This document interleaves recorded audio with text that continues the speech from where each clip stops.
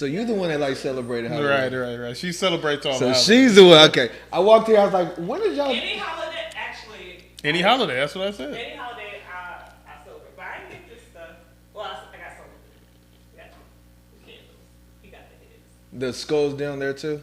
He got the. Actually, I think I did get I I think right. Even the stuff out front. Which But one? you y'all got the got? stuff off front. That was your. That was you. You do St. Patrick's Day. No. Oh, okay, so you have. That has like some cultural significance. Okay, I got it. I'm just saying, man, I'm going to have Cinco de Mayo in as well. right. Taco Tuesday. Hey, Taco Tuesday. we celebrate holidays. Shoot.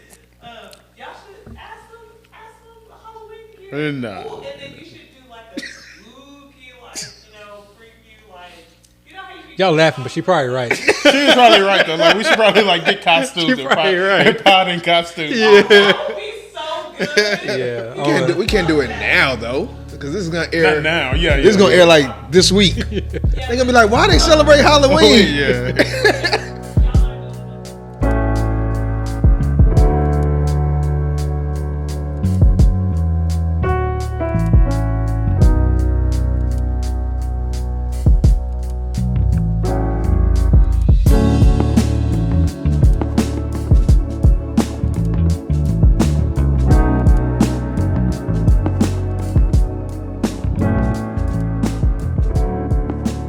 Welcome to First and 15, the only podcast that's trying to get you paid. I'm here with two-time FFPC champion AB.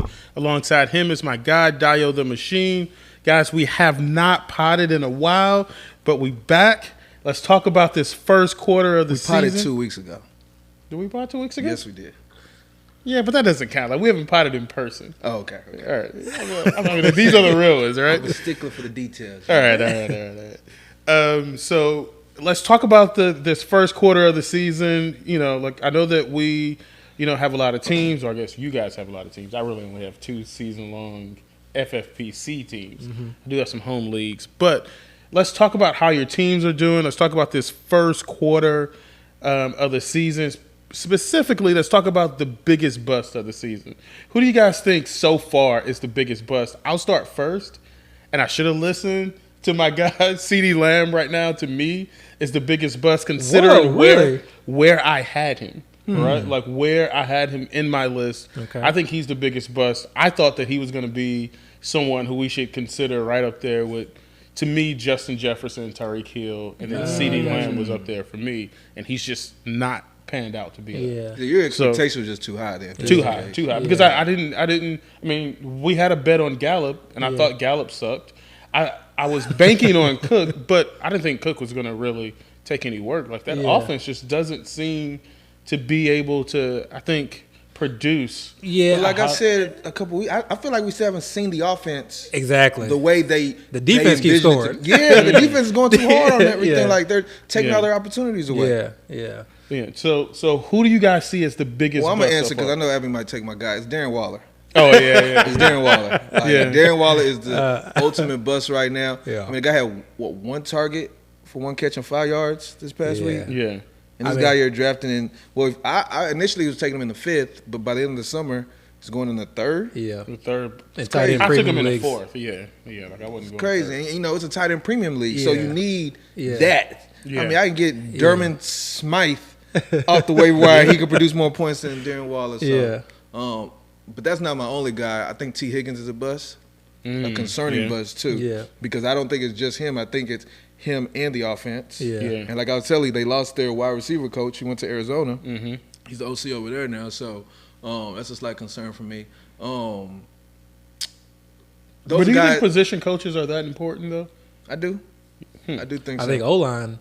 I think all position coaches are important. They can really unlock players' potential. Yeah. No, I agree with those. I mean, Darren Waller definitely has to be at the top of the list. And I definitely fell into the Darren Waller hype. But I remember, you had posted something on Twitter. Is Darren Waller a bust?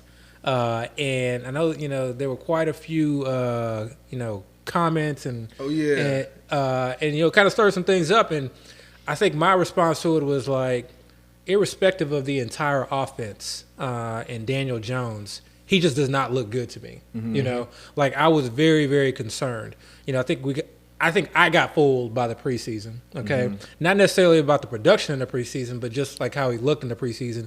Not really realizing he was going against preseason type defenses where, you know, he had a lot of space to operate and he could pick up a little bit more yak. But it wasn't even just that. Like, we were hearing buzz in camp like he was the main guy. He was getting all the targets. He was, but unstoppable. You know? But then I think, but for me, like I was also thinking to myself, like, okay, who's he going against? Yeah. Like I actually think the beat writer that was reporting that actually mentioned like we don't really have good linebackers, and he towers over the linebackers. That was one reason. So, but to me, it was like seeing him in that preseason game, and I was like, okay, like he looks healthy, you know, and he should be the lead in targets. And he looked unstoppable because they had out wide or whatever. And feel like he got like 5 catches in a row. Yeah, like, so he looked like the Darren Waller from 4 or 5 years ago. But then fast forward to the actual NFL season, and it looked like it took one game or a few hits, and I just don't see the athleticism there. You know, he's a catch and fall type guy. Maybe he gets a little separation, but he's not going to do much with it. Yeah. And right now, obviously, that offense is in shambles. I think a lot of it's due to the O-line. Some of it's due to Daniel Jones, offensive coordinator, Kafka, and the head coach really aren't helping them out. So it's just like an accumulation of just like badness that's going on with the Giants. But that being said, I don't know about Waller. I do think like we see some changes once the O-line gets a little bit healthy and with the Giants. Now, as far as my bust, I'm going to define bust as not necessarily someone who's underperforming, but like someone who, prevented you from taking someone who met value or exceeded value in the same range. Okay. Like, so in the third round, you mentioned T. Higgins. There are a number of players in the third round that could have, that you could have taken over T. Higgins. And if you did a lot of drafts, you probably diversified, which is smart. Could have had Keenan Allen. You could have had Keenan Allen. I was that was like my guy. I got a lot of Keenan. Yeah, my guy. Yeah. You could have had DK Metcalf.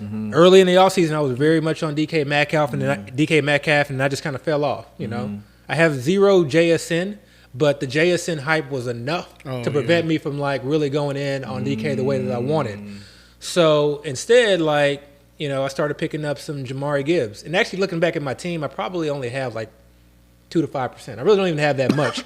So I'm still kind of lucky, but I'm really looking at Jamari Gibbs as the bust for me because he was very, very hyped. Luckily, he didn't, really find his way into the second round, but that third round, there was a lot of great talent in that third round that you could have had. Yeah. And I think to me, I just do not see a path outside of an injury. And that's not something you want from your third round pick, is that it needs an injury for him to be significant. I do not see this as a situation as, he's, give him a little bit more time and then he'll get there. And I also don't ascribe to that view of, just be patient, give him a little bit more time. No, we're in what, week 4? We're in week 5. We're going to week 5. Like, we are a significant way through the regular season. Everyone says like early on does not matter. It all matters to me. It all matters to me. So I don't want to give up anything. But I mean, for Gibbs specifically, I really actually do think it might be a little bit patient with him. I mean, he's still a rookie running back.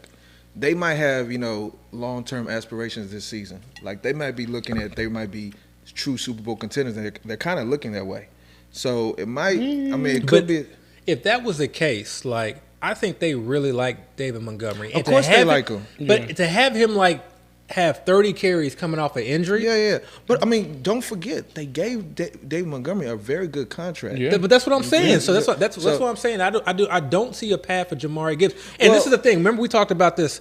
Like, is it Jamari Gibbs or is it Jamar Gibbs? We're about to start that again. He Jamari for right now. Gibbs, yeah, he Jamari for right now. I said Jamari for a reason. Okay. When he started playing like Jameer Gibbs, then maybe we may put some respect on his name, Jamari Gibbs, because that's kind of how he's playing. He's playing a little.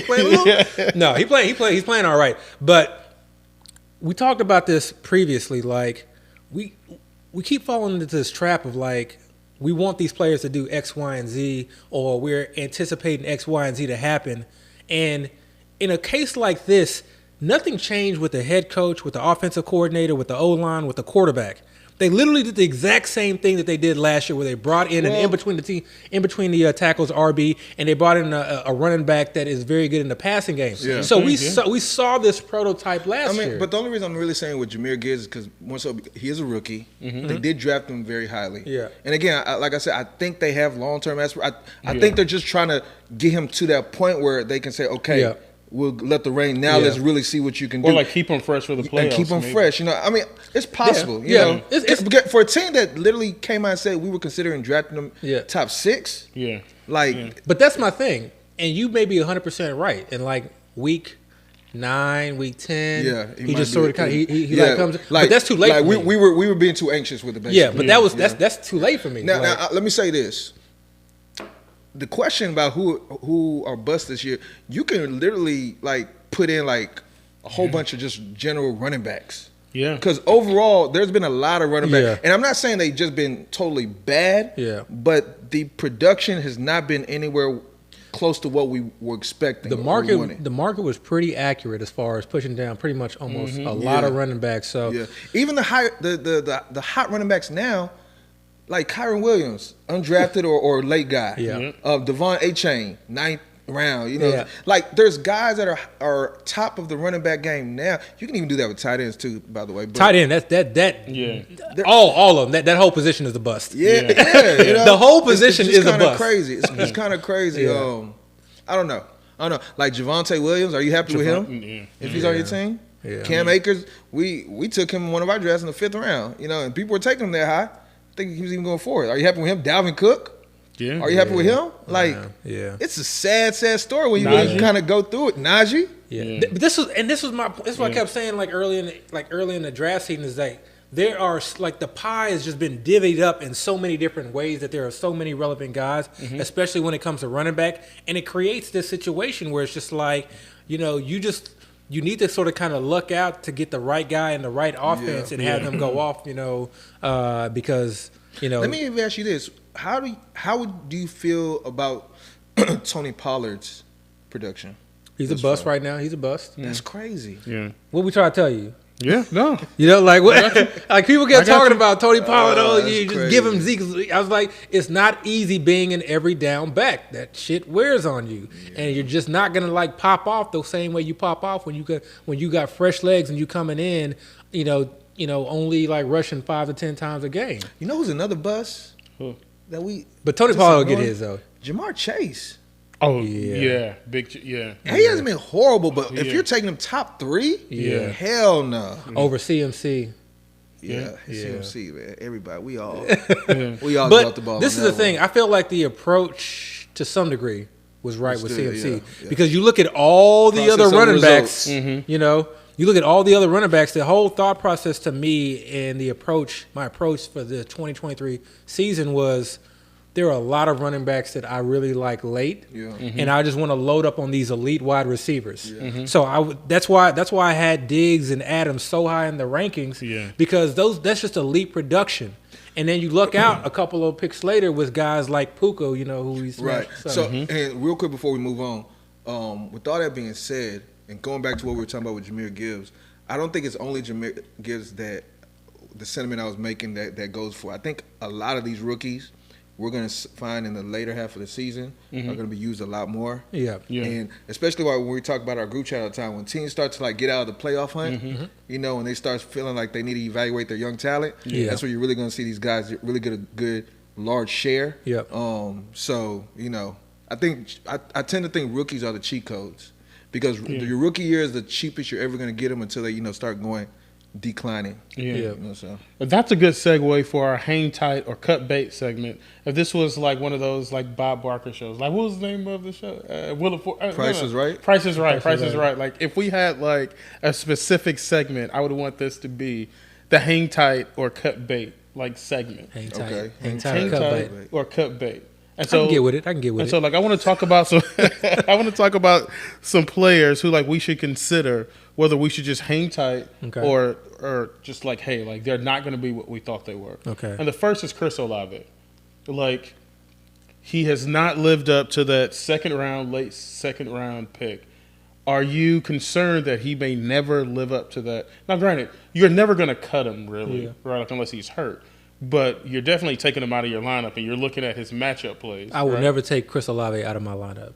Really? Never. Okay, so you're hanging tight then on Chris Olave. Yeah, I mean, he's only really had one bad game. It's phony, by the way, but keep going. I'm not taking Chris Olave out of my lineup. I mean, let me say. And you know where I'm going with this, by the way. I'm usually Chris Olave is going to be tough. Chris be setting you up, bro. He does. I would say Chris Olave will be extremely difficult to take out of my lineup. You know, I would need to be looking at Puka, Sands, Cup. I would need to be looking at Kyren.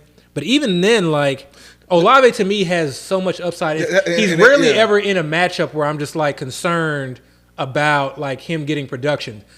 Every single draft pick for the most part, with the exception of usually 1 or 2 guys a year, are going to have dud games and multiple dud games. So it's just kind of built in. But to me, Olave really hasn't been a true bust. That Saints offense has been sluggish, but he's an elite talent and he's produced elitely. He hasn't scored a touchdown yet, so he scores a touchdown. Like TD is something that usually regresses, so he's gonna get his. Like, I think I'm not worried about that. The bigger issue with that specific question is there's not many people that probably are on your bench that you're gonna be able to replace him with. You know, there's not that many late round wide receivers that you can really trust week in and week out to give you that type of production or has anywhere close to the type of ceiling Olave has. I mean, all these guys are getting dud weeks. The way Zay Flowers came out, I thought, man, that was a late guy that's just going to blow it up. And now he's kind of looking like, do I want to start him or not? So I agree with Abby. I'm not taking him out of my lineup. He's staying there.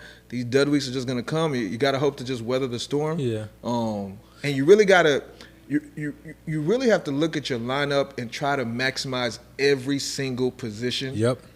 Every single week. Including kicker and defense. Kicker and defense. Like, I hate having a lineup where there's even one guy that I'm like, man, he's just getting me by this week. I don't like those type of players. And I was pissing myself because I had Young Hoku in a lineup, and I knew I wanted to take him out of the lineup, and it was you go through so many teams and so many waivers, and kickers is one of those notorious positions for me personally, where it's like I just forget to switch him out, and I had done it in every team that I had him in, with the exception of this one team.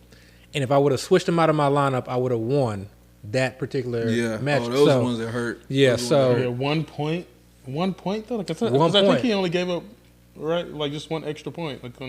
He only scored 1 point. Yeah. And the only reason I looked at the score is because he scored 1 point. Yeah. And I was like, that hurts. Because I was looking at the line, I was like, damn, this team put up, because it was like an undefeated team. I was like, how did this team I'm looking at Young Hoku. I was like, man, I better not have. And that's why you have to take every single one of those positions, because some guy on your roster can get a dud and that can drop your whole week.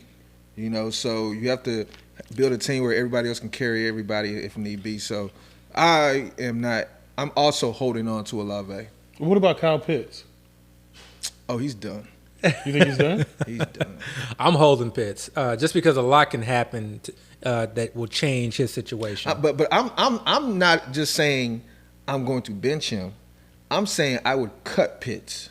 A sabotage cut?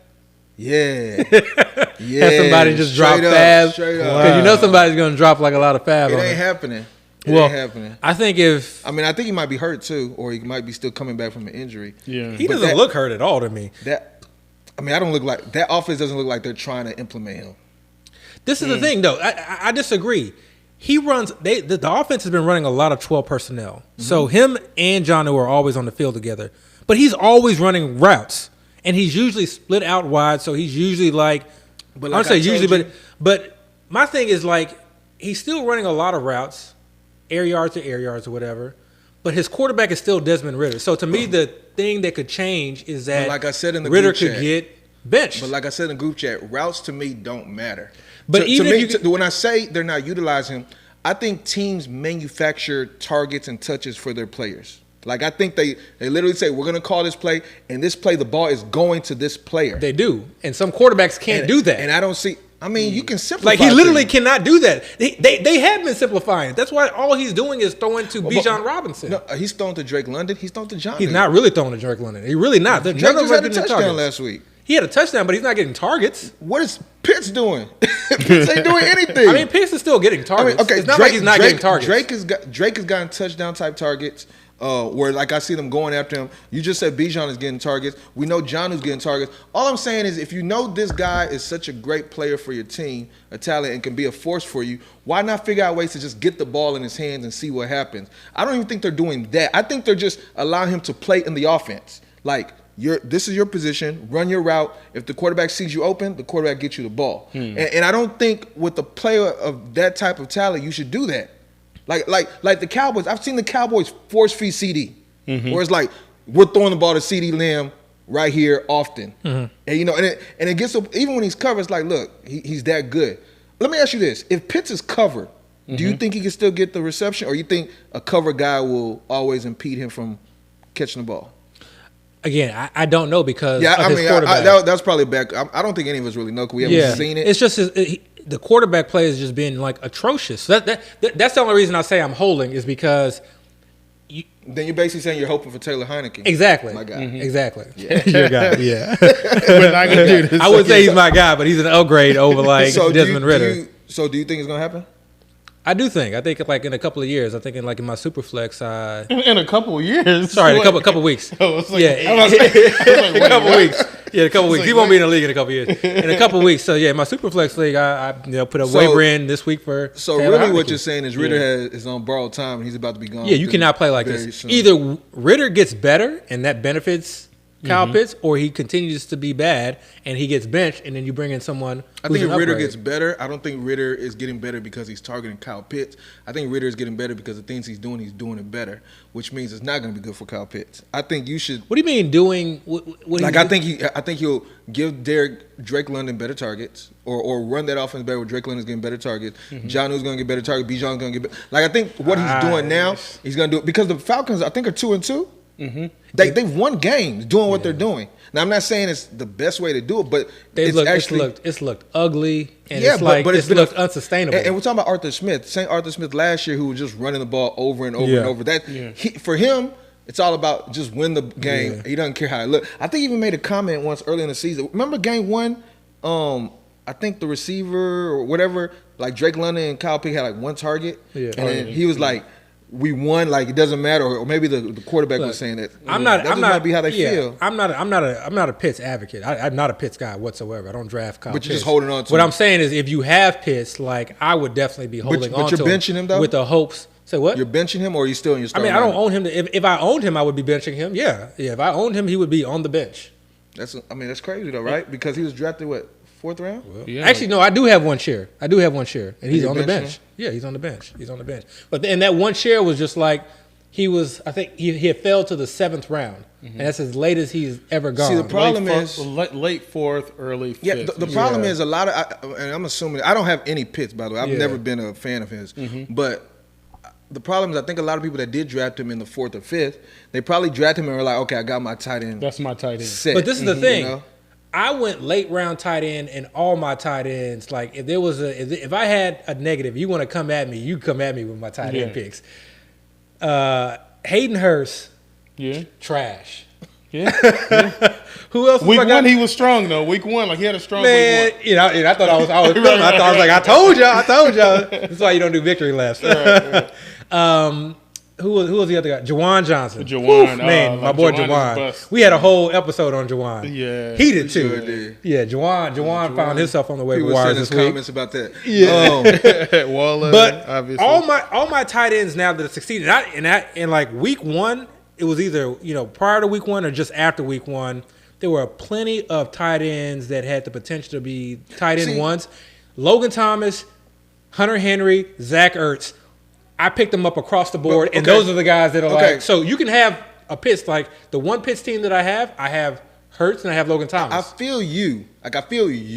But what I'm saying is I think a lot of the field, the general population, they pick Pitts and like, that's my guy. And even when he had that first bad week, I don't think they were like, let me rush and find. Like I think by the time they realized Pitts ain't it, the tight ends. And if you're in a home league, it's hard to carry 2 tight ends. Yeah, with short bench, like.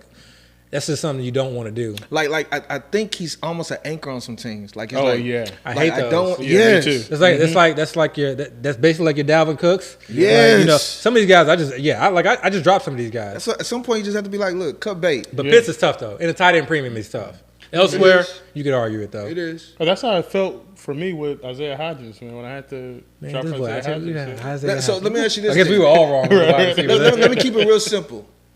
Jonnu Smith is right there. Okay, let's say Jonnu Smith has one more week like he's been having, and I'm not trying to have the Jonnu Smith conversation. Like, right. All right. That's not good. Emoji, right? Let's keep it. Wait. Let's keep it in the group chat. We did have a group chat. Okay. Dale did drop the name Jonnu Smith last week before anybody was talking about before the Jonnu Smith game. Yeah. I did respond, hell to the gnaw. I was like, man, you got to be out of your damn. But to be in all fairness, I did also say that they run a lot of 12 tight end sets. Mm-hmm. They play different positions. They're both on the field. I just felt like Pitts wasn't going to lose his job, but it may be that his job does not see the targets. I guess. Right. Mm-hmm. So credit to Dale for that. So going back to what I was saying, say Jonnu does have another week like he's had, like a solid week. Mm-hmm.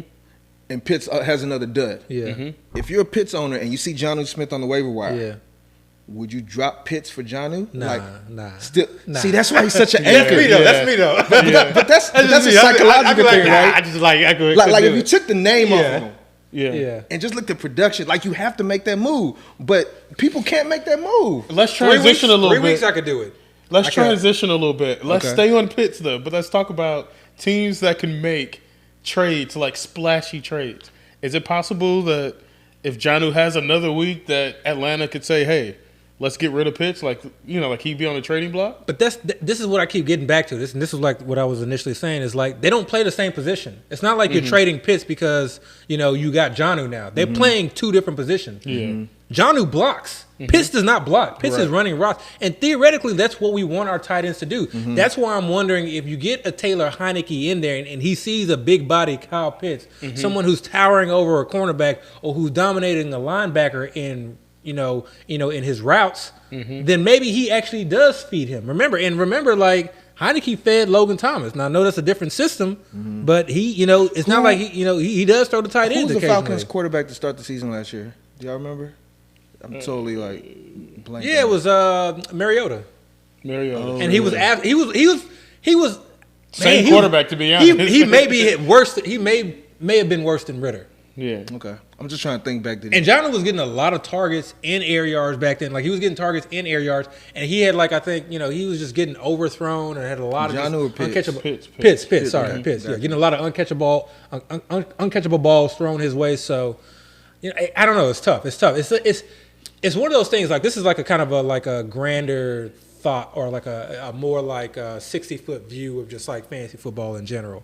It's like if I were a Pitts guy and I was like arguing why Pitts should be better or arguing like, the pros for Pitts, already like my argument is flawed because the situation is what the situation is. So if I had Pitts ranked highly or I felt Pitts was going to do X, Y, Z and he does not, I can't then go back and say, oh, it's because of the quarterback. Oh, it's because of Arthur Smith. We knew those things. Those things should have been taken into account before draft. Right. So, right. Yeah. One more guy though. Okay. Quentin Johnson. Are you? I'm not a Quentin. I didn't like him pre-draft. I don't really own him. That kind of reverts back to what I was saying about the rookie stuff. Yeah. Like I actually think it's set up perfectly for him. Mike Williams is gone. He has the Mike Williams body type. Right. Now, of course, he's starting off slow, but that's kind of good because it's probably easy for you to acquire. Well, maybe not now because of the recent injury, but if he has another couple of weeks, I think people start to drop him. I don't think Palmer is much of a guy talent-wise. At all. Palmer is reliable. He's really a deep threat. You think so? Yeah, I think he's really like a deep threat type guy. I don't think he really does it. So this is Palmer? This is a sneaky thing about QJ. And you saying Palmer's a deep threat? Palmer's a 3 threat. Okay. And I think this is a sneaky thing about QJ. And man, have we settled on QJ? Quentin Johnson. I guess I'm not typing it out. I can say it. Quentin Johnson. They want me to type Quentin Johnson in a group chat. It just don't How sound many like you know say QJ? I don't think QJ envision him like Can I call him Q? Yeah. You call him Q. I'm calling Quentin Johnson. All right, so like this is a sneaky thing about Quentin Johnson. Like you said, Josh Palmer is just a guy. We've seen Josh Palmer. We've seen Josh Palmer with both Keenan Allen and Mike Williams out. We've seen him with just Mike Williams out. We've seen him with just Keenan Allen out. He's serviceable, okay, but he's nothing great. That's why none of us really went in on him in terms of bids. But I really do think his greatest strength is the deep ball and not necessarily like, these shorter intermediate routes. Like I don't think that he's that type of guy. Quentin Johnson, again, I'm not a Quentin Johnson guy. I did not agree with them taking him. But with this offensive coordinator and, kind of going back to what you talked about in terms of manufacturing touches before, like he is athletic. So if they can manufacture touches for him, he really could have a significant just jump mid-season. And the greatest thing that happened for him outside of obviously the Mike Williams injury, shout out to Mike Williams, sorry bro, ACLs. But the greatest thing that could have happened to him was this early week bye, because now they got 2 weeks to put something in, install new packages, get him accustomed. Josh Palmer is not it, but they need somebody else. Yeah, but they come back with Dallas hurting the DBs. That's true. Diggs is hurt. Yeah, man. I think he's somebody that he can really be a thing. Yeah. They took him in the first round. If you're in the home leagues, go get him. He's a guy that you can go get. They're going to want to maybe prove to people this was not the wrong pick. Yeah. Because now there's not any real true threat impeding him as far as getting snaps. So if he could just once he gets the ball, do something with it. Kind of have a phony season where it's he's making it seem like he's good, but really he's not that great. And I've never thought Mike Williams was a great receiver. He's a good receiver. He's an NFL receiver, but I've never the way he runs his outside of the deep ball or just high pointing the deep ball and and somewhat ball tracking. I've never seen him as some great receiver. And the way they were using him on these short routes, intermediate routes, not necessarily bubble screens, but in quick outs, was always kind of odd to me. He just never looked comfortable doing that. Yeah. So to me, if he's replacing him in the offense, those are high value, efficient touches. Yeah. That's an easy way to get 7 to 8 targets a game, and not just 7 to 8 targets a game, 7 to 8 catches a game. And those are those high efficiency routes and passes. So another point I like to make on it is, as a Keenan Allen owner, I'm a little concerned about the longevity of him. I don't know if he can really do the whole season at the pace he's doing. Possibly. Keep in mind, he is older. He has had injuries every season in the last few years. Yeah. He looked great now, but they're using him a lot. You would think maybe it's possible he can can start to wear down on him a little bit. Again, it's a long season, especially if they have aspirations going to the playoffs. At some point, they might say, okay, let's kind of let Keenan Allen especially if you start seeing they're giving him veteran days off. Yeah. I think that'll allow Quentin Johnson to be a guy. I push back on the idea. You think Keenan Allen can last the full season? Yeah, I push back on it for a couple different reasons. Everybody gets hurt. We just see T. Higgins is out. He's a young guy. We see all these young guys getting hurt, and we never say anything about them and their age. It's not about age. It's more about he's been injured recently. But he's not injured now. He had an injury. Right. But he had an injury that you can recover 100% from. His hamstring is 100% recovered. So an injury, if he gets if he tears his ACL, it had nothing to do with the previous injury. I'm not even talking about ACL injury. I'm just talking about wearing. I'm talking about his ankle. He just but that has nothing to do. But that has nothing to do with his ankle.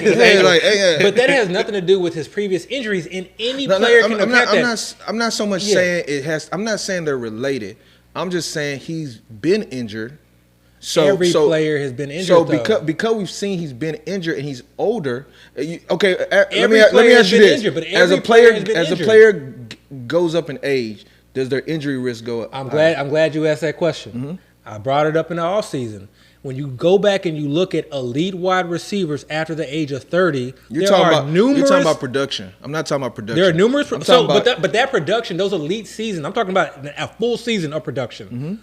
Those elite seasons were not injuries did not occur in those elite seasons. I'm not saying everybody gets hurt. I'm not making that claim at all. What I'm saying is the risk, the chance. Right now we're playing a game where we're trying to make some sort of future prediction. I guess what I'm saying is the risk is no different than QJ getting hurt. I don't see any difference from him getting hurt. But the question I ask is just a simple question.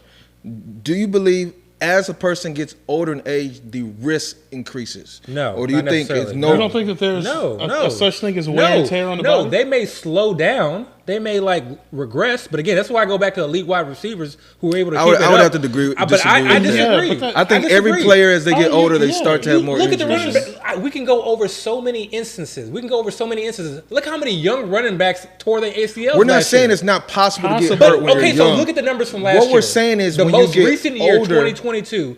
Look at the running backs from last year, the most recent year, 2022. There are probably more young players that had injuries than there were older players. Are you telling me? Listen, we're not making a claim about the young guys. That you don't wake up now. Just you yourself. You don't wake up now. I'm not 31 and I'm not. But like what I'm saying I'm not a is, professional athlete. But like what I'm saying is, like just naturally as you age. But that's what I'm saying. You can't say that because when you do, this is the problem. This is why I push back on that. When you generalize like that, it then affects your draft approach.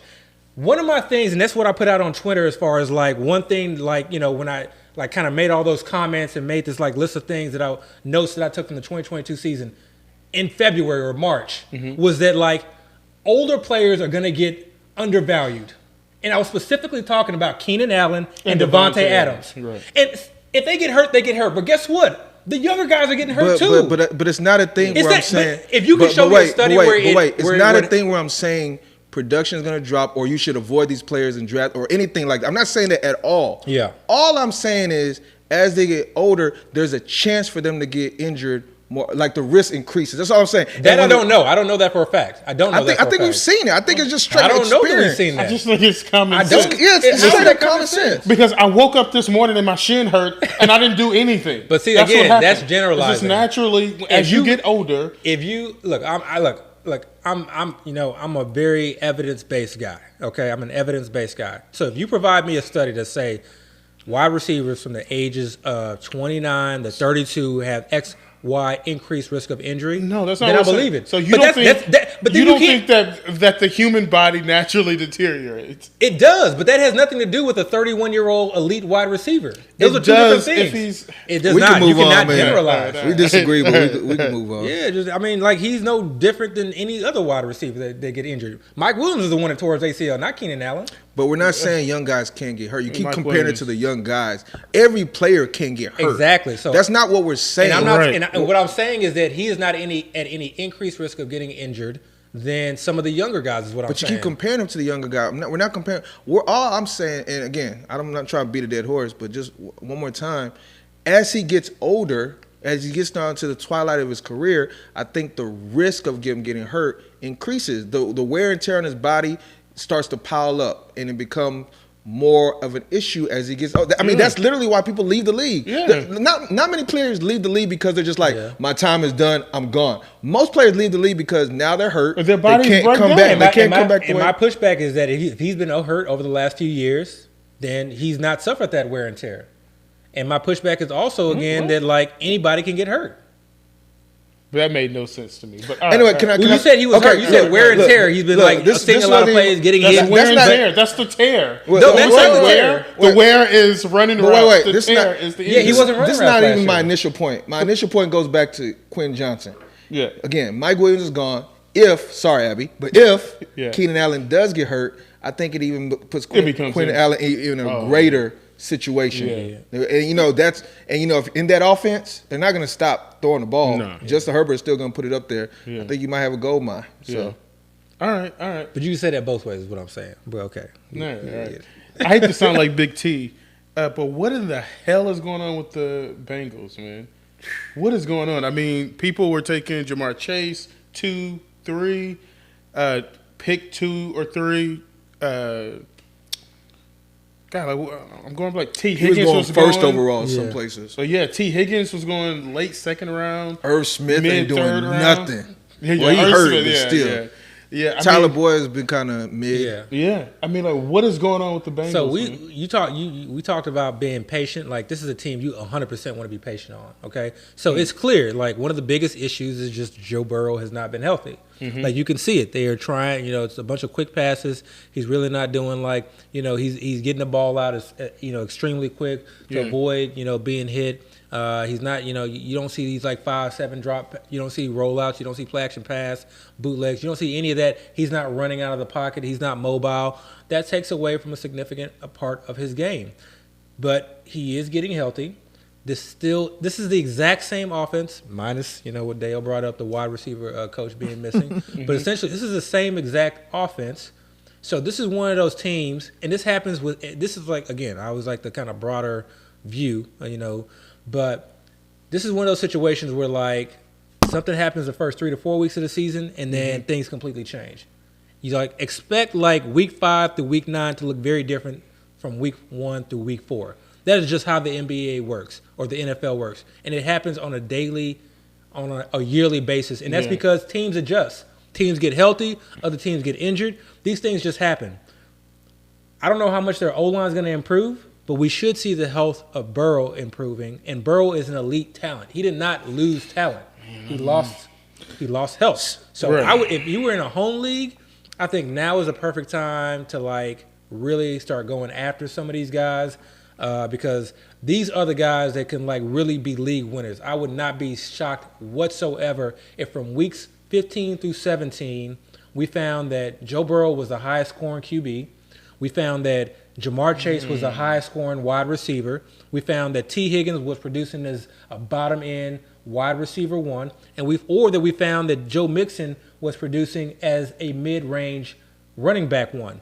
This is going to be you want to invest in something but here's like the this problem. right now. And by the way, excuse me, I don't even know if they lost their wide receiver coach. Man. I just think for some reason I assume that, but now that y'all keep beating it, man, hold on, let me see if that's truly accurate. Fact check that. But here's the problem. The problem is the first thing you said. You said be patient. That's problematic because you don't have time to be patient. We got to go now. You don't got to start Burrow. That's the thing. Man, it's 2023. You're in a situation now where you now have to bench Burrow, and that's problematic. And then when can you really trust him? I mean, if he has one good week, are you putting him back in the lineup next week? Or if he looks healthy, yes. This is the thing. Burrow is Burrow an elite quarterback? Yes. Okay, so he did not lose. But here's the problem. Here's the problem. You've had Burrow in your lineup up to this point. He's probably sunk you. He is clearly hurt. He is clearly hurt. What I'm saying is you've had people that have him. I'm not talking about you because Abby does everything different, right? But most people that have him, they've had him in their lineup probably these first 4 weeks. Good and bad and indifferent. He's just been there. He's sunk them. They're unless the rest of the roster have been just smashing. They took him in the 4th or 5th round too. So right. It's not Okay. So and then on top of that, you talk about the other pieces. Took Jamar Chase in the 1st round. Took T. Higgins in the 3rd round. All these pieces that you were taking, Mixon was going in the 3rd to 5th round. All these pieces that you were taking for the Bengals, you had to take them high. So for you to kind of keep up, now you got to depend on you having your bench players or waiver wire pickups to get you as far as you can until these guys are ready. And we're always talking about the fact that this is a race. We have 11 weeks to get there. 100% agree. But it's 2023, and I'm sorry, you should not be just drafting one quarterback. Okay, you should not be. Hey, everybody has no. I'm gonna tell you, that philosophy is flawed. I'm gonna tell you, unless you have Mahomes, Josh Allen, or Jalen Hurts, only those 3 quarterbacks, you should never just be drafting one quarterback. And then if you know let me finish.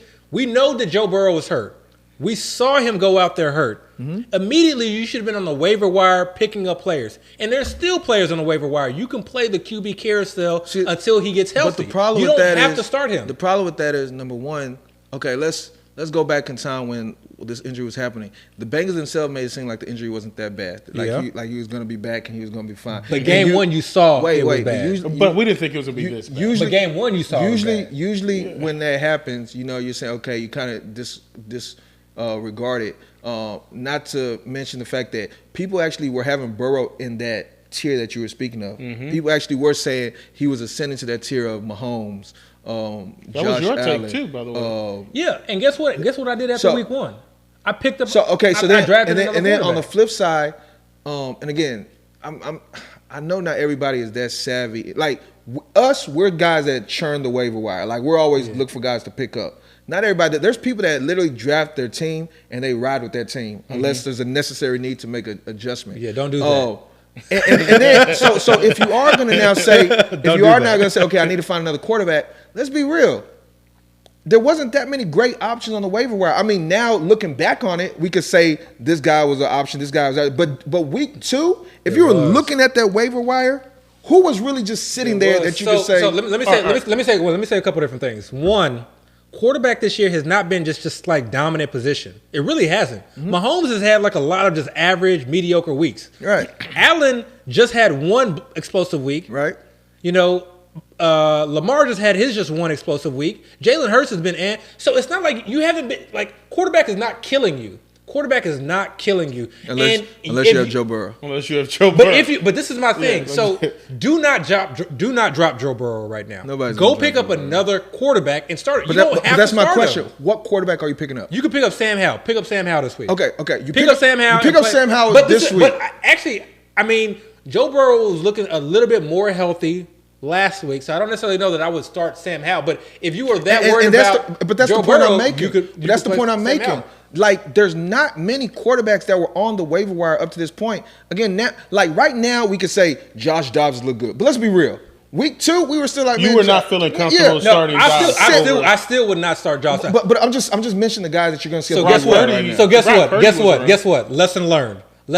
Of course. Lesson learned. Yeah. Don't draft just one quarterback unless it's those top 3. No, I'm not even going to say that. And then we'll reassess. I'm not because you can't have a philosophy and then one exception happened and then say, okay, well, I got to change my philosophy. It's not one exception. This has been my whole thing for 3 years has been a quarterback scores the most. Let me just finish this one point, though. Okay. My whole thing for the last few years, because people used to knock me on this 4 or 5 years ago. Mm-hmm. People used to knock me on this. They used to like group chat, why is he drafting 2 quarterbacks? Why are you drafting 2? This is the position that scores the most points in your fantasy team. Okay, you made and that it's a position where players like come out of not necessarily nowhere, but you see guys arise. You see guys. So, and it's a position where you can also, for the most part, you can play like matchups. You can play like point totals. Why wouldn't, at the position that scores the most points, why wouldn't I want to have that? Because the reason is because if you took a quarterback early or a quarterback high and that quarterback was the guy, there's never going to be a time you put that quarterback on the bench and you play the other guy. Exactly. So in those 3 situations, you're literally only taking a guy later because you're hedging for the fact that maybe your guy won't be the guy. And this is my pushback. Again, there's no right or wrong philosophy. First off, it was wrong. It was wrong to take one. It was wrong in that one. That's not wrong at all because if you drafted just Herbert, you're fine. Mm-hmm. If you drafted just Lamar, you're fine. No, you're getting lucky. You're getting lucky. No, I don't think you're getting lucky. You have these guys that are solid, high ceiling guys. You put in your lineup and you're good to go. Like, if people draft one quarterback, because that's been successful plenty of time. We're talking about one situation now where a guy did happen to get hurt. Now I'll maybe fault the guys that took him after the injury, but the guys that were taking Burrow before he got hurt, like, I have no reason to fault them for not taking another quarterback. And again, my thing is, if you were to take another quarterback, there was no late quarterback that was just a guaranteed guy. Honestly, a lot of busts are late quarterbacks. But that's my point. That's my point. You don't need to try to take a guaranteed guy, but you try to like increase your odds of at least having a quarterback that's serviceable.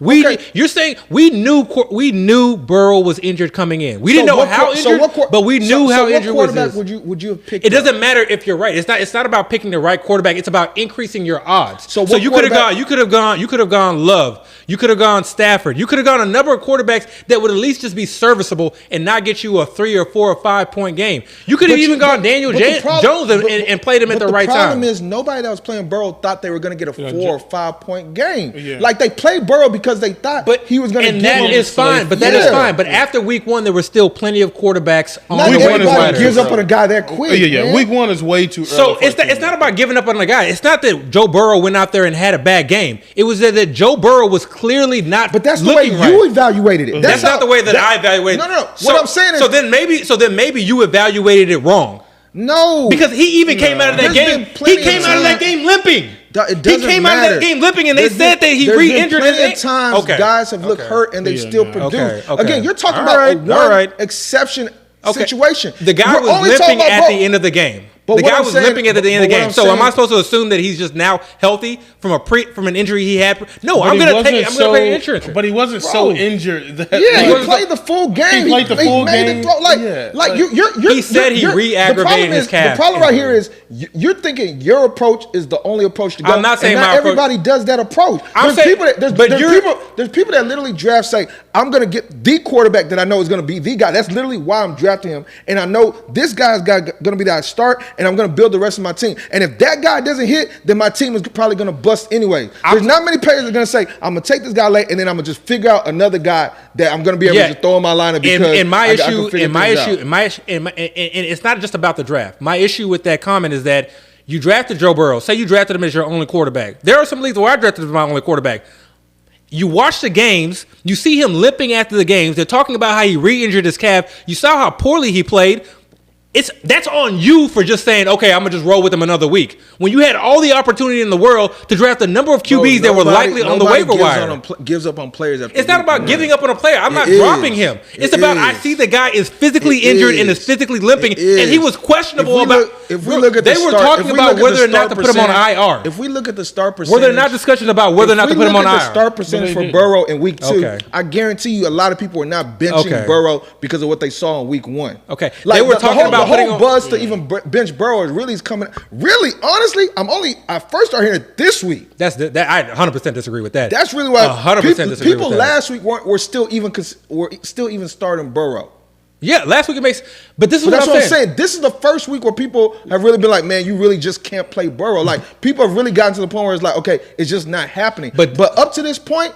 Again, the people that drafted Burrow, when you do these drafts, especially if you draft a quarterback high, Burrow was taken likely in the first 5 rounds. If you're going to take a quarterback that high, that means you're basically banking on this guy being the guy for me. And again, I'm telling you that your process is wrong. If you were banking, let me finish. In this instance, yes. But let me finish. I'm not talking about this. I'm not talking about specifically. I'm not talking about just drafting Burrow as your number 1 quarterback. That's not what I'm saying. I'm not saying that's flawed. What I'm saying is that you went through week 1. He re-aggravated a calf that kept him out like 3 to 4 weeks. And there were discussions and rumors.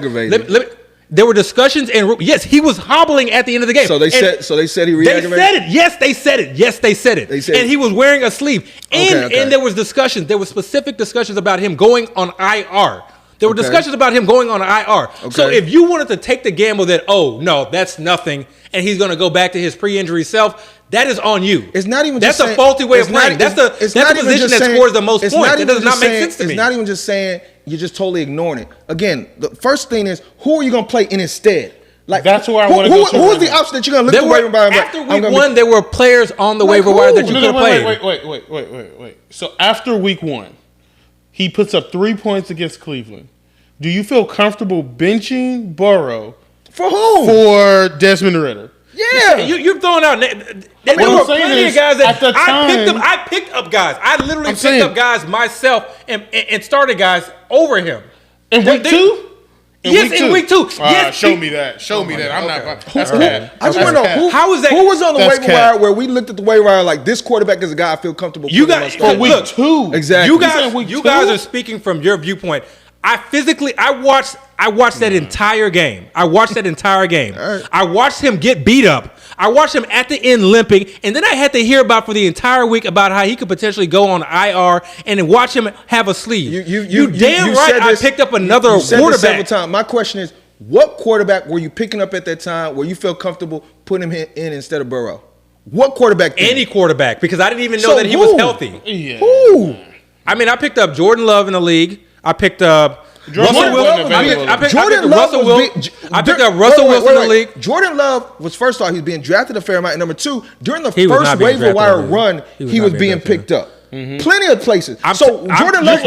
You're asking me who I picked up. I'm telling you who I picked up. Okay, but you're talking about these one-offs. These are not one-offs. These are not one-offs. These are guys who were available week 1. Jordan Love was not somebody who was receiving draft. Jordan was not. He was not available. Go to the ADP. Go to the ADP. Jordan Love was available in leagues. The point I'm making is, there was nobody on the waiver wire that you felt comfortable taking him, putting him in your starting lineup, and be like, okay, I disagree. You're telling me that I watched the guy give me 3 points, see him re-aggravated injury, and listen to his. So who? Anybody? You said Jordan Love, and me and Chris are literally telling you, and I'm sure there's people that are listening that will also tell you Jordan Love was not on the waiver wire like that. Anybody? He was available some places, and you're a mass drafter, so he's going to be available some places, but overall, Jordan Love was not available like that. Yeah. The quarterbacks that were on the waiver wire were like your Ryan Tannehill, your Josh Dobbs, of course. Sam Howes was on there. CJ Stroud was on there. Exactly. Matt Stafford was on there. Stafford was even being drafted in a fair amount of places. Like the quarterback, you can't even look at the quarterback because honestly, the waiver Love wire was now available a is lot of not places, too different man. than the waiver wire quarterback wise week 2. The Love was only available a lot of quarterbacks that have probably places. been taken off the waiver wire is your Stroud and Sam Howell. Nah, Sam Matt Howell. Sam Howell. Go look at Sam Howell's last. He was horrible. He was horrible. People are picking up Sam Howell now because they need him as a bye week filler, or they need him because Burrow sucks. They're picking him up now. Honestly, all my leagues, Howell was available. All of them right now. That's what I'm saying. He was available. But I'm talking about now. We're asking who are you going to pick up week 2 that you felt comfortable playing? There was no quarterback on the waiver wire. I'm telling you, literally anyone. You said Jordan Love, man. I'm telling you, literally anyone. I said literally anyone. So Ryan anyone who is a little more, man. Like, to be honest, Ryan Tannehill. I don't remember what the matchup was, but I've started Ryan Tannehill in like advantageous matchups. Okay. That's how I play it. Okay. This is the position that scores the most points. If you're telling me my quarterback is injured, I just watched him put up a 3-point game, and you're telling me he re-aggravated that injury. It's been a bad game. I gotta see more. It's not more. just a bad game. That's the thing. That's the argument that you guys are making. No. But there is physical evidence of him hobbling. There's physical evidence of them saying that he re-aggravated his injury. There's physical evidence of people saying that he was potentially going to go on IR. It wasn't. I'm not making up. I'm not. It's not. This is not a subjective comment that he was. I didn't hear IR speak. To be honest, there was definitely IR speak out there. I'm not going to belabor the point too much longer. There's nobody on the waiver wire that you just feel comfortable replacing Burrow. It's just really what it was. So, but well, look, to the next you don't have to start Burrow. This week is very different. People ain't starting Burrow this week. Like that. This week is very different. I am much more likely to start him this week than I was week 2. That's what I'm trying to explain to you guys. I'm telling you, most of the people out there I will are start not Burrow starting him this week. Yeah, I'll tell you that right now. I will start Burrow this week. Okay, but I'm telling you what I'm always talking about the field. I'm not talking about Abby or Deo or Chris. I'm talking about the field. The field. The sentiment this week is people benching Burrow. Okay, well let me be very specific then. If you have one quarterback on your roster, he puts up a single-digit game, he's hobbling off the field, and there's rumors of him going on IR, you should probably pick up another running quarterback. I don't care who it is, but you should probably have a contingency plan. Got it. That's all I'm saying. All right. Hindsight is 2020. Okay, it may have been hindsight, but guess what? What's his name? Use that for the future. Hindsight is 2020. I got it. That was a good. GG. 2020, 2010, 2015. Let's talk about Cooper Kupp. Listen, it looks like Cooper Kupp is back practicing. Him and Stafford. We saw like a video of them, connecting on a uncovered route. In my opinion, I didn't see it. They doing routes. Yeah. I mean, I just sent it out because was it fully padded practice? I can't. Yeah, it was padded. Was it a team drill or was it like a one-on-one?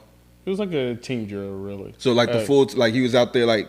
He was uncovered, so like it was like him just. Yeah, the only reason I said he was running. He looked like he was running basically full speed or like 90% speed. That player can just run, man. But it leaves the question of what to do with Puka. Listen, Puka has been maybe a top 10, clearly a top 10 receiver. I think he's top 5 so far this season. Cooper Kupp comes back. We know what kind of damage he can do. What do you guys think about like starting Puka now that it looks like Cooper Kupp might be back? You got to keep starting him.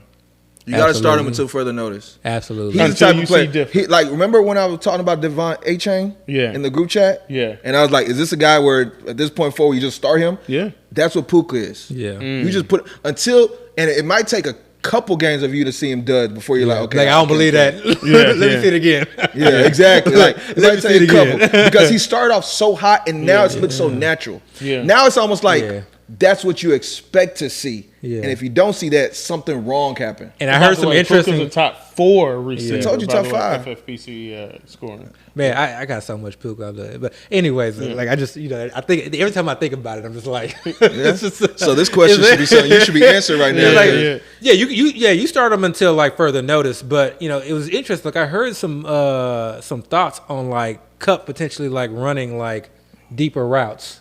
And Puka continuing to like run these like intermediate like close to the line of scrimmage routes. And I don't know if that's because like maybe him kind of running more in a straight line speed and not doing such quick turns. Isn't straight line speed more of a thing that will hurt your hamstring?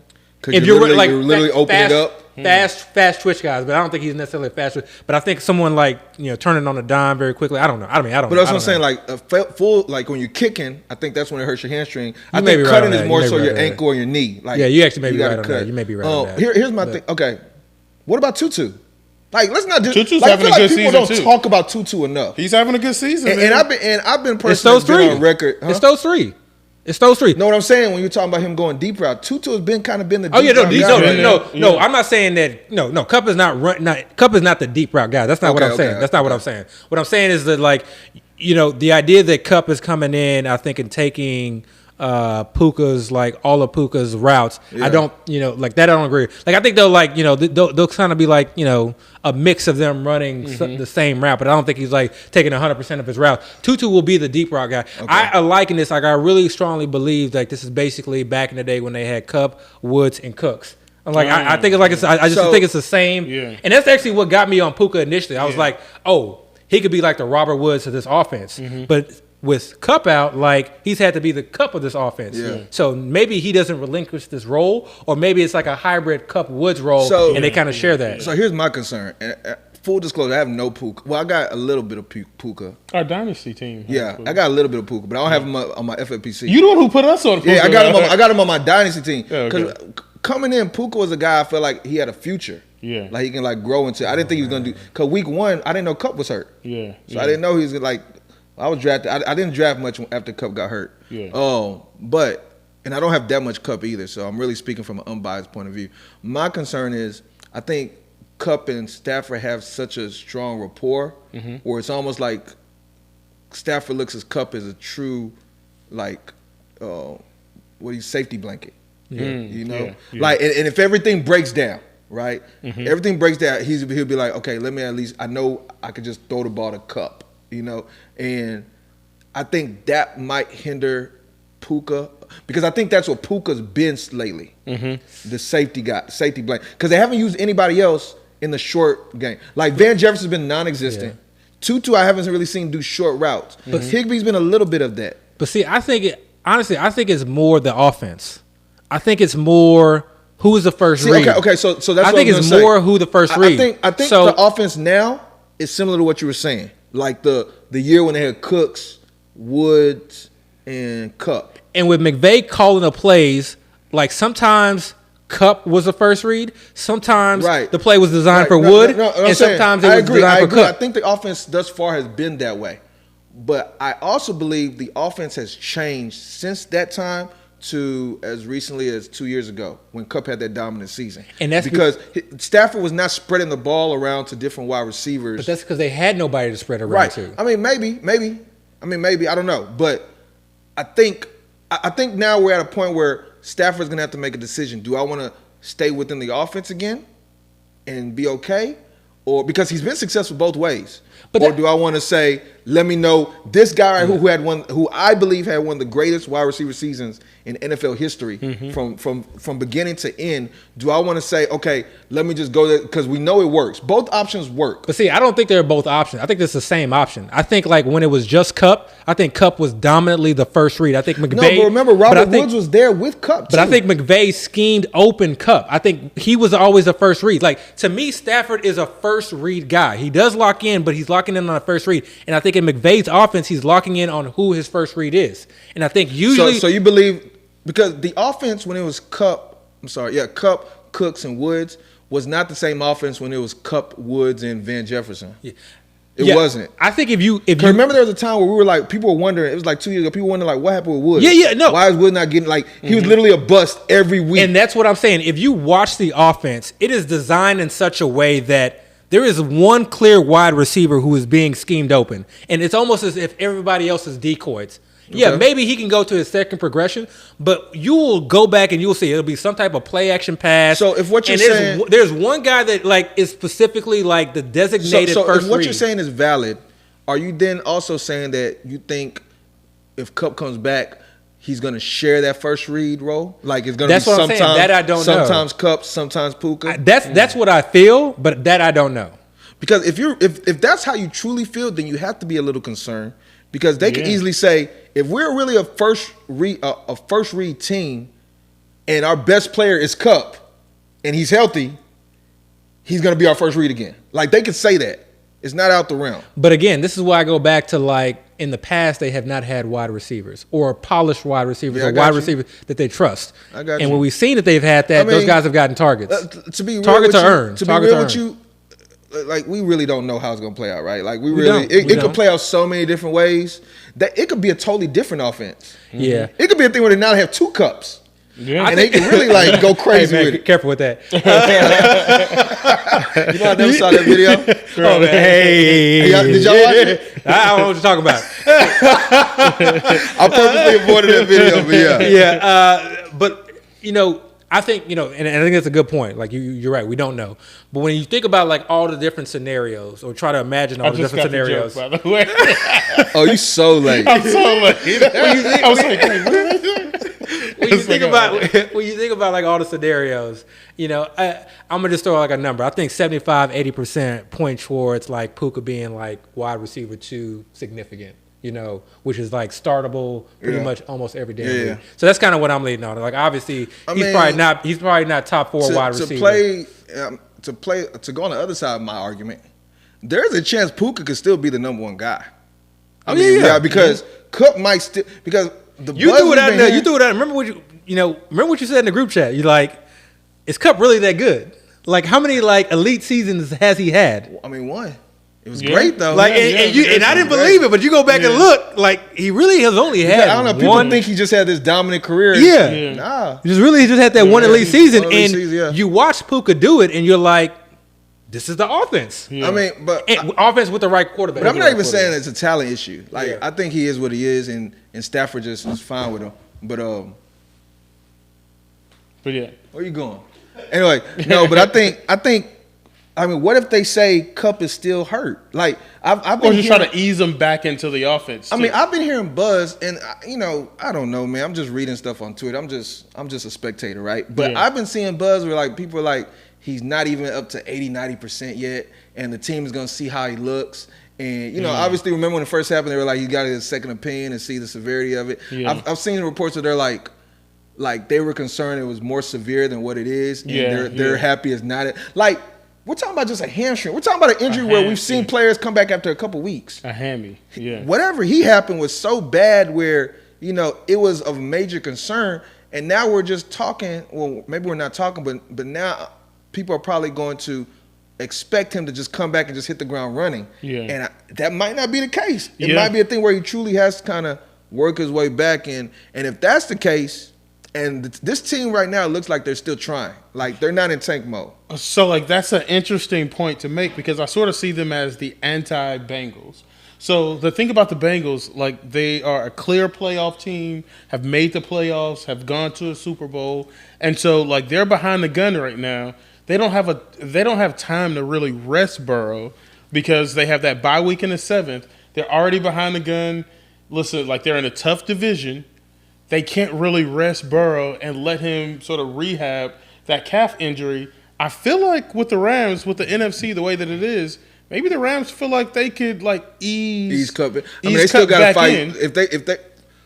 If they're trying to be serious this season and really see how far they can go, they're going to have to compete with 2 division opponents in the Seahawks and the 49ers. Seahawks not real either. So right. Say what? I agree too. What'd you say? I said Seahawks not real. They're not real? Nah. I don't know. I mean, we'll see. I haven't made my mind on them. Yeah. But, they're going to have to keep playing. Yeah. They're going to have to keep up with those 2. I mean, the 49ers ain't going away. Yeah. In reality, they're really just fighting for that second They're fighting for that second spot. Yeah, in the division. So, and like I said, from what I've seen, they've been playing hard. So. Yeah. The defense has looked a lot better than I thought they were. Hey, man, shout out to Kyron Williams, man.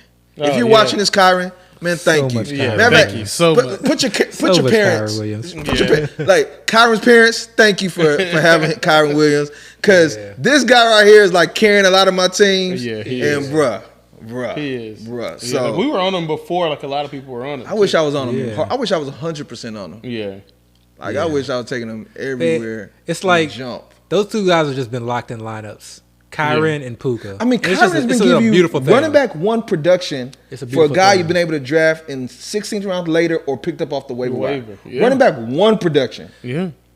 Again, 60-foot view. Okay. This has kind of been like the theme of the season thus far. Things are obviously going to change, but let's just say for the first quarter. We're going to name this podcast 60-foot view. Right. Yeah. But, like, if you paid attention or you attacked these offenses that people or that, a lot of us were like, you know what, let's stay away from, the Tampa Bays of the world. The Houston Texans. Of the world. The Rams of the world. Like, there were so many offenses that people were just so down on. Mm-hmm. And we kept talking about it. We talked about Tampa Bay looking just like Seattle, where target tree was narrow. We did. And they had the same OC. It had the same OC. Yeah. And we talked about how much Buzz Evans was getting and how late he was going. Yeah. And, like, obviously he's got injured, but he's been, like, very serviceable for, like, 3 or 4 weeks. And then the Rams guys, they were just free. Mm-hmm. They were just free. And we kept talking to ourselves.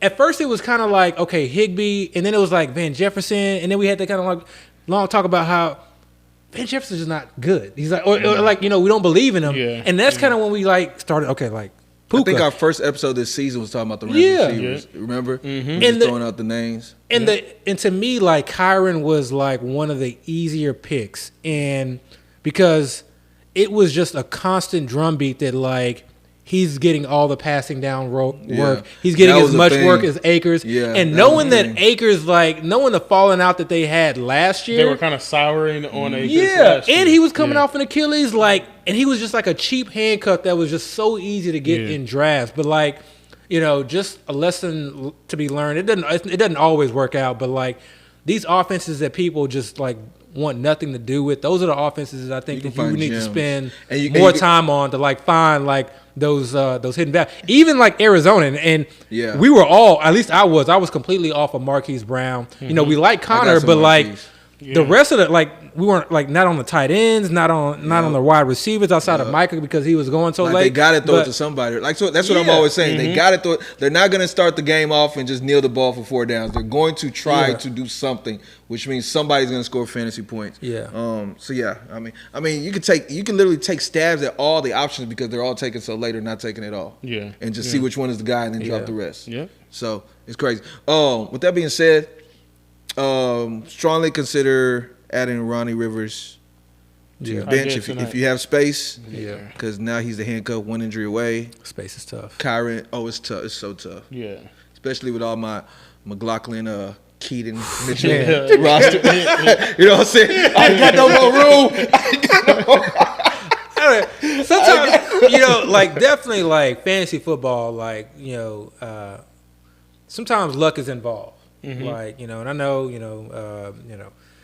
but yeah, sometimes luck is involved. And, like, this just seemed to be a year where a lot of the guys that we were, like, overweight on just, like, have fallen into like these positions. So, we'll see. Like, again, it's only 4 weeks in. A lot, I think the next 4 or 5 weeks are going to look very, very different. But that's why we stay grinding. That's why we stay ready. That's why we stay hitting those waiver wires. Yes, sir. Sounds like you ending the show right there. Yes, sir. It is. That sounds like some ending the show. I'm tired. Perfect. Yeah. Tired. Hey, man, look at Amari DiMercato. I keep mentioning his name. And I added him. You added? Oh, you did? Mm-hmm. Yeah, good. Yeah. When I first mentioned it, everybody looked at me crazy. But now he's getting snaps. Yeah. Like, he's getting, and he might have jumped Keontae Ingram. I don't know. But, I mean, he's getting snaps. And that's also a team where, I mean, right now they're looking great. Yeah. But I would not be surprised at all if they just go on a losing streak. Yeah. Right? And then by the end of the season, you now start saying, okay, remember James Conner? Like, we don't have a future with James Conner. Let's get the other young guy in. Then Mercado starts actually giving you fantasy points. I mean, mess around and, be a running back 1 or 2 during the fantasy playoffs, Yeah. Greg Dulcich is another guy. He should be coming off of IR in a week, and there's a void there, tight end. We saw, and obviously we were aware of, like, Troutman getting all the snaps, but Troutman's not doing anything in the receiving game aspect of things. At all. And that, that team struggles in a lot of ways, so that's a potential one as well. And we just met Keith Mitchell. Everybody should know about Keith Mitchell, but if you don't, do some research. Like, you should know about Keith Mitchell. Like, you're already behind if you don't know about Keith Mitchell. All right, guys. Wait, I'm not finished. All right, go ahead. The Colts tight end, right? Jelani Woods, he's not coming back. Mo Allen? He's still hurt. I've been on Ogletree. Yeah, Ogletree or Granson. I think, like you said, they're going to use multiple tight ends. Ogletree is just like a very big body. He's got some athleticism to him. It looked like they schemed him open a couple times. And Anthony Richardson likes his tight ends. Like, he really does like his tight ends. And I've never, I don't believe in Alec Pierce. Downs is still a rookie. And I think there's an opportunity there. We'll see if like he can carve out a little bit larger role, but I like that call. Superflex leagues, if you're in a deep roster, start looking at Taylor Heineke like we've been talking about. Start looking at Tyson Baggett or Baggett. Somebody's going to correct me. I don't care. But he's the backup quarterback for the Bears. We were talking about it pre-show, man. I don't know what's going on in Chicago. But everything I'm hearing is just not good and it keeps getting worse. Yeah. They might get, I was seeing some. Could get ugly. I've seen some things this week where people, like Bears beat writers, were talking about trading Fields. Like they had Justin Fields like proposal trades out there. Crazy. Like that's crazy. And I was listening to the radio. The radio was talking about, man, because they were playing out the scenario. They're like, what can happen this year where the Bears won't consider taking a quarterback high in the draft next year? Yeah. Like there's nothing that can happen, So if that's the case, why not cut bait now? Yeah. Like start the full reset. Guarantee you get one of those top picks because they also got the Panthers pick, who's also 0-4. Yeah. So guarantee you get that top. And I start thinking to myself, damn, they're right. I'm like it's one of those things. Like remember the day C-Mac got traded? They kind of like, damn, he got traded, but they're like, okay, I kind of see what it is. Like I can kind of see that same thing with Justin Fields. Yeah. And also, I told you to put on the show sheet, but I see you didn't. What? The Panthers, the buzz has been the Panthers talking about they're trying to trade for a wide receiver. Oh, I think that's significant because I didn't see that in the group chat, by the way. You don't remember when I put? Okay, I'll highlight it for you. But if they trade for a wide receiver. You're not looking at certain guys. There's the guys that stuck out to me immediately was like the Broncos receivers. Jerry Jeudy. One of those guys is gonna get traded. Hollywood could get traded, man. Hollywood could get traded. Yeah. Devontae Adams. Ooh. There's just receivers that I can like T. Higgins. Yeah, I can see T. Higgins getting traded. And if any of the guys I just mentioned just get traded, Cooper Kupp. You threw that out there. But if any of those guys get traded to the Panthers, it changes the dynamic of the team they left a lot. Yeah. So I don't even know how to really plan for it. I guess I'm saying stay ready, but I think that's something significant too. But that's all I got. All right, guys. That's our show. Wait. That's our show for the first quarter. Please like, rate, subscribe. We're out.